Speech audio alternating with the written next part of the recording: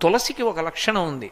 అయితే తులసి ఎప్పుడు పడితే అప్పుడు కొయ్యకూడదు. కొన్ని కొన్ని తిథులు ఉన్నాయి, ఆ తిథుల్లో తులసి చెట్టును ముట్టుకోకూడదు, పత్రి కొయ్యకూడదు.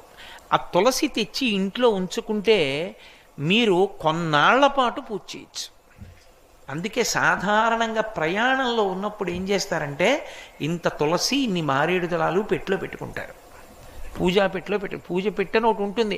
ఎవరికైనా అలవాటు ఉంటేను, బట్టలు తప్ప అవన్నీ ఎందుకండి మాకు అనుకునే వాళ్ళకి అవన్నీ ఎందుకు, కాసిన మారేడు దళాలు కలిసిన తులసి పెట్టుకుని తాను ఎక్కడున్నా దీంతో పూజ చేస్తాడు. వాటికి నిలవ దోషం లేదు. మారేడుకు మరీ ఎక్కువ, అవి ఎండిపోయినా చేయొచ్చు. కాబట్టి ఇన్ని శక్తులు ఉన్నది. అందుకే నమస్తులసి కళ్యాణి, నమో విష్ణు ప్రియే శుభే, నమో మోక్ష ప్రదేదేవి, నమః సంపత్ ప్రదాయకే. ఈ శ్లోకం చెప్పి నీళ్లు పొయ్యాలి తులసి కోటలో. ఎందుకు పోస్తారు అంటే